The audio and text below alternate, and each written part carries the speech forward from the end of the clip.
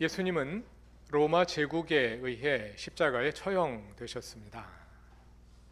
십자가는 로마 제국의 질서를 위태롭게 하는 반란의 수괴들을 처형하는 데 사용된 형틀로서 가장 고통스럽게 그리고 가장 수치스럽게 사람을 죽임으로써 다시는 로마를 향해 고개를 쳐들지 못하도록 하기 위해 사용되었습니다.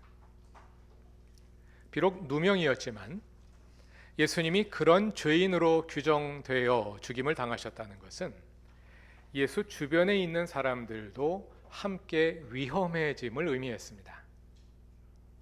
예수님은 그저 한 개인으로서 형을 받으신 것이 아니라 반란 세력의 수괴로 처형당하신 것이기 때문에 예수님 주변에 있던 사람들은 명목상으로는 예수가 주도한 반란에 가담한 사람들로 인식되기 십상이었을 것입니다. 그래서 예수께서 붙잡히시던 그날 밤 제자들은 모두 도망가 버렸습니다. 그나마 용감한 베드로가 정체를 숨기고 대제사장 집으로 따라 들어갔지만 발각되자 엉겁결에 3번이나 예수를 모른다고 잡아댔습니다. 갈릴리에서 예수 주변에 모여들었던 그 수많은 무리들, 그리고 가까이 있는 종려주일에, 바로 오늘 종려주일에 호산나 다윗의 자손이여 하며 예수를 환호했던 수많은 사람들도 예수님의 재판정과 십자가 주위에서는 찾아보기 어려웠습니다. 그래서 얼마 전까지만 해도 수많은 지지자들에게 둘러싸여 환호를 받으시던 예수님이 마지막은 적대자들에게 둘러싸여 조롱과 멸시 속에 죽임 당하실 수밖에 없었습니다. 그것도 가장 수치스러운 형벌인 십자가에 매달려서 말입니다. 어찌 보면 그보다 더 비참할 수 없는 참으로 불행한 죽음이었습니다. 그렇게 보였습니다. 적어도 예수께서 사흘 후 다시 살아나시기 전까지는 말입니다. 그런데 그렇게 비극적인 십자가의 현장에서도 예수와 함께한 사람들이 있었습니다. 누가 그 위험한 현장에 함께 있었을까요? 먼저 예수님의 여성 제자들을 들 수 있겠지요. 예수께서 숨을 거두신 직후의 장면인데요. 본문 49절을 다 같이 읽어봅시다. 예수를 아는 사람들과 갈릴리에서부터 예수를 따라다닌 여자들은 다 멀찍이 서서 이 일을 지켜보았다. 멀찍이 서서 십자가 처형 장면을 지켜보는 사람들이 있었습니다. 누구인지 정확히 알 수는 없으나 예수를 아는 사람들, 그리고 갈릴리에서부터 예수를 따라다닌 여자들이었습니다.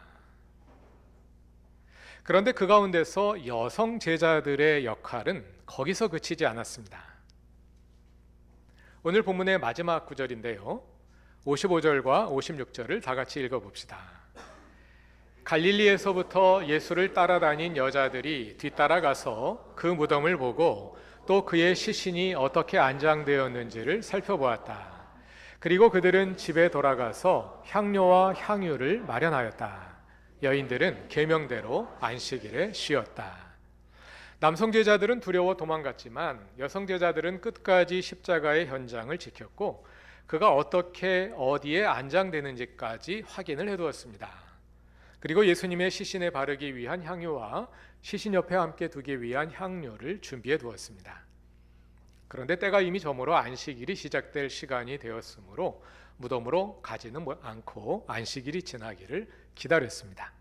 그리고 안식일이 지난 첫 새벽에 무덤에 갔다가 부활의 현장까지 목격하게 되죠.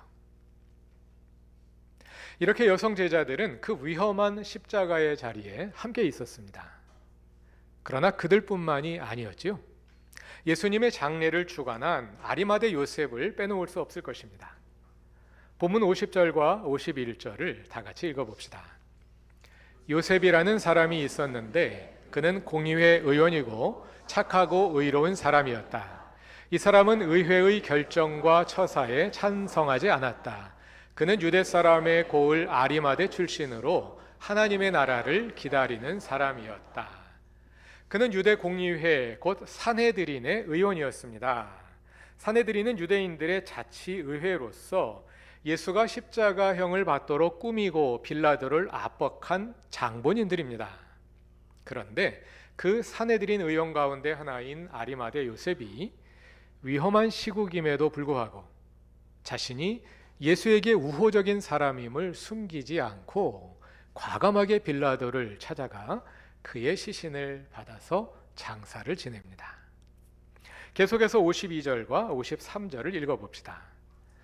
이 사람이 빌라도에게 가서 예수의 시신을 내어달라고 청하였다. 그는 시신을 십자가에서 내려서 삼배로 싼 다음에 바위를 파서 만든 무덤에다가 모셨다. 그 무덤은 아직 아무도 묻힌 적이 없는 것이었다. 아리마대 요셉 외에도 고위직 인사로서 십자가 현장에서 예수의 편에 섰던 사람이 더 있었습니다. 그는 예수의 처형을 집행한 로마군 백부장입니다. 본문 47절을 다 같이 읽어봅시다. 그런데 백부장은 그 일어난 일을 보고 하나님께 영광을 돌리며 말하였다. 이 사람은 참으로 의로운 사람이었다. 십자가형을 집행하여 예수님이 최종적으로 숨을 거두신 후 그는 하나님께 영광을 돌렸습니다. 십자가형은 가장 치욕스러운 형벌입니다. 백부장은 로마 제국을 대표하여 한 사람을 수치스러움의 나락으로 끌어내리는 일을 집행했습니다. 그런데 인간이 당할 수 있는 수치스러움의 극치에 다다른 그 순간에 바로 그 자리에서 하나님의 영광이 드러났습니다. 그것을 보고 백부장은 하나님께 영광을 돌리며 말합니다. 이 사람은 참으로 의로운 사람이었다. 좀 더 맥락에 가깝게 옮기자면 이것입니다. 참으로 이 사람이 옳았다. 참으로 이 사람은 무죄이다. 재판관 빌라도의 무죄 선언에 이어지는 사형 집행자의 무죄 선언입니다. 십자가 현장에서 백부장은 물리적으로 가장 가까운 거리에서 예수를 지켜본 사람입니다. 그러나 사회적으로는 심판자와 심판당하는 자로서, 그리고 정치적으로는 지배자와 그 지배에 저항했다는 혐의를 받은 자로서 서로 가장 먼 거리에 위치한 사람이기도 했습니다. 그래서 백부장은 예수를 알아보기에 가장 좋은 위치에 있으면서 동시에 예수를 알아보기에 가장 어려운 위치에 있는 사람이기도 했습니다. 그러나 그는 눈을 열고 예수를 알아보았습니다. 십자가의 현장에서 예수를 알아본 사람은 또 있었습니다. 사형을 집행한 백부장뿐 아니라 그에 의해 예수님과 함께 형 집행을 당한 죄수 하나가 예수님을 알아보고 그를 향한 신앙을 고백합니다. 39절 이하에서 볼 수 있습니다. 함께 처형된 두 사람 가운데 하나는 예수를 모독하며 비웃었습니다. 너는 그리스도가 아니냐? 너와 우리를 구원하라. 그러나 반대편에 있던 사람이 그를 꾸짖습니다. 40절에 나오는 그의 말을 다시 번역하면 다음과 같습니다. 너는 하나님이 두렵지 않으냐? 내가 이분과 똑같은 처형을 받고 있다고 해서. 계속해서 40절과 41절을 다 같이 읽어봅시다. 우리야, 우리가 저지른 일 때문에 그에 마땅한 벌을 받고 있으니 당연하지만 이분은 아무것도 잘못한 일이 없다. 그리고 나서 그는 예수께 말하였다. 예수님, 주님이 주님의 나라에 들어가실 때에 나를 기억해 주십시오. 예수께서 그에게 대답하셨습니다. 너는 오늘 나와 함께 낙원에 있을 것이다. 십자가의 현장에 예수와 함께 있었던 사람들은 이런 개인들뿐만이 아닙니다. 십자가를 지고 형장으로 이동하는 예수를 따라가는 수많은 사람들이 있었습니다. 27절을 다 같이 읽어봅시다. 백성들과 여자들이 큰 무리를 이루어서 예수를 따라가고 있었는데 여자들은 예수를 생각하며 가슴을 치며 통곡하였다. 여자들은 적극적으로 애도를 표현했습니다. 그들은 예수를 위해 가슴을 치고 통곡하며 예수를 따르고 있었습니다. 그 통곡이 우리나라의 전통 장례에서 볼 수 있는 것과 같은 의례적인 행동이 아니냐고 질문하시는 분들도 있습니다.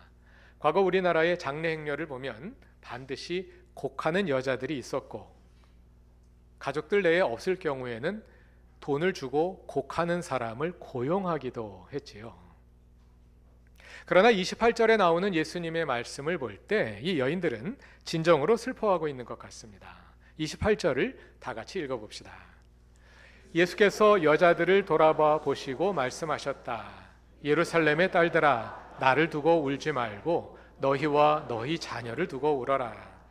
예루살렘의 딸들아, 나를 위해 울지 말고 너희와 너희 자녀를 두고 울어라. 예수님은 여인들이 예수님을 위해 울고 있다고 말씀하십니다. 여인들은 그냥 의례적으로 곡을 하고 있는 것이 아니라 예수님을 향한 애도를 적극적으로 표현하고 있는 것입니다. 예수님이 지금 로마의 반란을 일으킨 수괴로 지목되어 십자가형을 받으러 가시는 길이고 그 길을 로마의 군인들이 통제하고 있다는 점을 고려할 때 여인들의 통곡은 매우 적극적이고 대범한 행동이라 할 수 있습니다. 예수님을 가까이서 따르던 우리가 이름을 알고 있는 남성 제자들은 모두 도망갔지만 그러한 위험한 상황에서도 십자가에 처형당하시는 예수를 따르며 그를 위해 애곡하는 익명의 여성들이 있었습니다.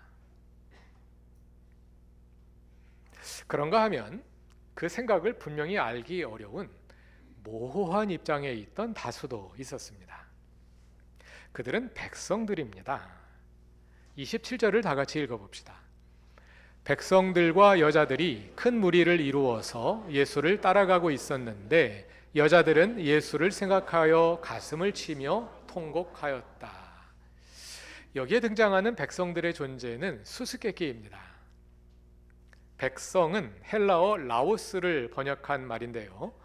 누가복음과 사도행전에서 이 라오스라는 단어의 용례를 찾아보면 마치 하나의 집단 인격체인 듯 하나로 행동합니다. 그리고 분명한 성격을 가지고 있습니다. 예수님의 공생애 내내 백성은 예수께 우호적이었습니다. 그러다가 단 한 번 빌라도의 법정에서 돌변하여 예수를 십자가에 못 박으라고 소동을 벌였습니다. 그런데 백성이 다시 여기서는 큰 무리를 이루어 십자가 처형장으로 끌려가는 예수님을 따라가고 있습니다. 백성이 다시 마음을 돌이킨 걸까요? 그들이 예수를 위해 통곡하는 여인들과 함께 언급된다는 점에서는 그런 것으로 보이기도 합니다. 그러나 뒤에 나오는 35절을 읽어보면 그 반대의 추측을 할 수도 있습니다. 35절을 다 같이 읽어봅시다. 백성은 서서 바라보고 있었고 지도자들은 비웃으며 말하였다. 이 자가 남을 구원하였으니 정말 그가 택하심을 받은 분이라면 자기나 구원하라지. 여기서 백성은 예수를 비웃는 지도자들과 함께 있습니다. 물론 백성은 서서 바라보고만 있고 아무 말도 하지 않습니다만 이 장면에서는 지도자들과 함께 언급된다는 점에서 여전히 지도자들 편에 있는 것처럼 느껴지기도 합니다. 백성은 왜 십자가의 행렬을 따라온 걸까요? 십자가를 지신 예수님에 대한 간접적인 지지의 표현일까요? 아니면 그저 구경하기 위해 온 것일까요? 백성이 본래 예수의 편이다가 멀어져 모호한 위치에 있게 된 사람들이라면 그와 반대로 예수와 무관하다가 예수의 제자로 변화된 사람도 있었습니다. 그는 구레네 시몬입니다. 십자가 현장에서 가장 먼저 언급되는 사람이기도 한데요. 오늘의 본문 첫 절인 26절을 다 같이 읽어봅시다. 그들이 예수를 끌고 가다가 들에서 오는 시몬이라는 한 구레네 사람을 붙들어서 그에게 십자가를 지우고 예수의 뒤를 따라가게 하였다. 로마 제국은 피지배자들에게 앙가레이아라고 부르는 강제 부역을 부과할 수 있도록 병사들에게 권한을 부여했다 합니다. 병사들이 그 권한을 사용한 것 같습니다. 그들이 구레네 시몬을 붙들어 예수의 십자가를 대신 지고 가게 했습니다. 그가 들에서 또는 시골에서 오다가 붙잡혔다고 하는데요. 그 서술의 기초에서 볼 때 그가 전에 예수를 따르던 사람 같지는 않습니다. 예수를 따르던 사람이라면 그 즈음에 예루살렘에 있었어야 하겠지요. 다른 곳에서 오고 있던 사람입니다. 그러나 복음서 본문에 이름이 언급된 사람들은 복음서의 독자들이 알고 있는 사람이었을 가능성이 많습니다. 마가복음은 70년경에 기록되었다고 하고 우리가 읽고 있는 누가복음과 마태복음은 85년경에 기록되었다고 합니다. 복음서가 기록될 그때 복음서의 독자들이 이 구레네 시몬이 누구인지 알고 있었던 것이죠. 그 이야기는 이 사람이 그 사건으로 변화되어 그리스도인이 되었다는 것입니다. 구레네 사람 시몬이 자발적으로 한 것은 아닙니다만 그는 이 장면에서 십자가를 지고 예수의 뒤를 따름으로써 십자가 제자도의 상징이 되었습니다. 누가복음 9장에서 예수께서 순환과 부활 예고를 하시며 자신을 따라오려는 사람은 자기를 부인하고 날마다 자기 십자가를 지고 따르라고 말씀하셨는데요. 그 말씀을 하신 후에 최초로 그것을 실천한 사람이 구레네 시몬입니다. 지금까지 예수께서 십자가를 지시던 현장에 그분과 함께 있었던 사람들을 찾아보았습니다. 모든 사람이 다 떠난 것처럼 보이던 그 순간에도 예수와 함께한 사람들이 있었습니다. 그들 가운데는 적극적으로 예수님을 애도하며 애곡하는 여인들도 있었고 현장에 적극적으로 개입하지는 못할지라도 할 수 있는 방법으로 틈을 찾아 예수님이 마지막 가시는 길을 지켜드리려 하던 여성 제자들도 있었습니다. 사내들인 의원으로서 그의 말과 행동 하나하나가 민감한 정치적 의미를 가질 수 있으므로 더욱 조심할 수밖에 없었던 처지였으나 그 모든 것을 무릅쓰고 가장 위험한 순간에 과감하게 예수를 향한 마음을 표현했던 아리마대 요셉도 있었습니다. 십자가형의 집행자로서 자신이 처형하는 죄수였던 예수를 가장 가까운 거리에서 또는 가장 먼 거리에서 지켜보며 그분의 옳음을 발견했던 백부장도 있었습니다.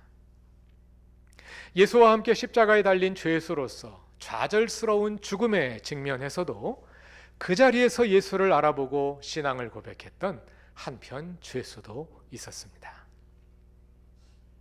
그런가 하면 무리를 지어 예수를 따라가며 그리고 지켜보며 여전히 말이 없는 백성들도 있었습니다.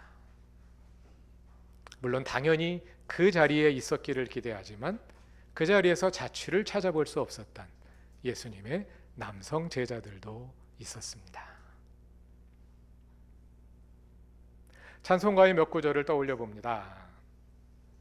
거기 너 있었는가 그때에 주님 그 십자가에 달릴 때 오 때로 그 일로 나는 떨려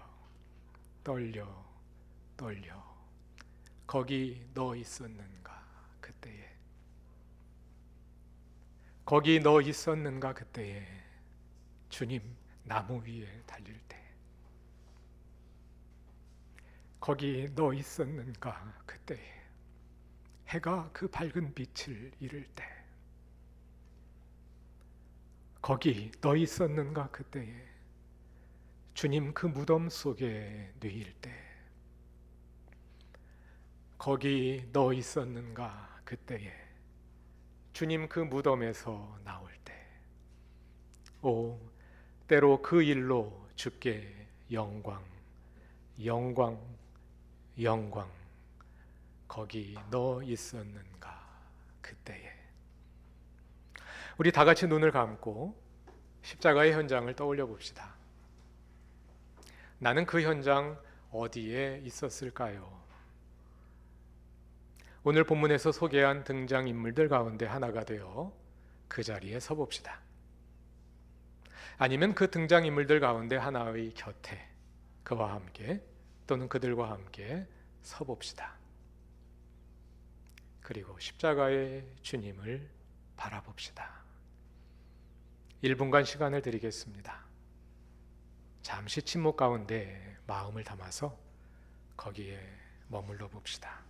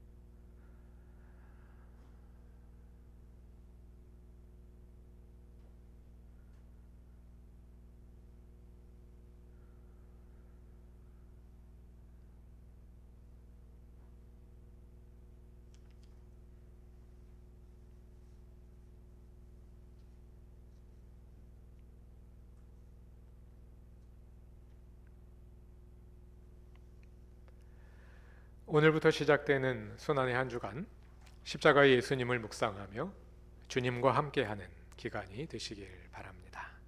다 같이 기도드리겠습니다. 나를 위해 십자가를 지신 예수님, 주님께서 갈릴리에서 더러운 귀신들을 쫓아내시고 수많은 병자들을 고치실 때 저도 주님과 함께 거기에 있었습니다. 주님께서 보리빵 5개와 물고기 2마리로 5천 명이 넘는 무리를 먹이실 때 저도 주님과 함께 거기에 있었습니다. 주님께서 권위 있는 말씀으로 하나님 나라를 가르치며 참된 소망을 심어주실 때 주님과 함께 저도 거기에 있었습니다. 주님께서 나귀를 타고 예루살렘에 입성하실 때 저도 호산나 환호하며 거기에 있었습니다. 이제 주님께서 십자가를 지시고 고통하시는 지금 저도 주님과 함께 그 자리를 지킵니다. 나를 위해 십자가를 지신 주님, 나도 나의 십자가를 지고 주님의 뒤를 따르게 하소서. 예수님의 이름으로 기도드립니다. 아멘.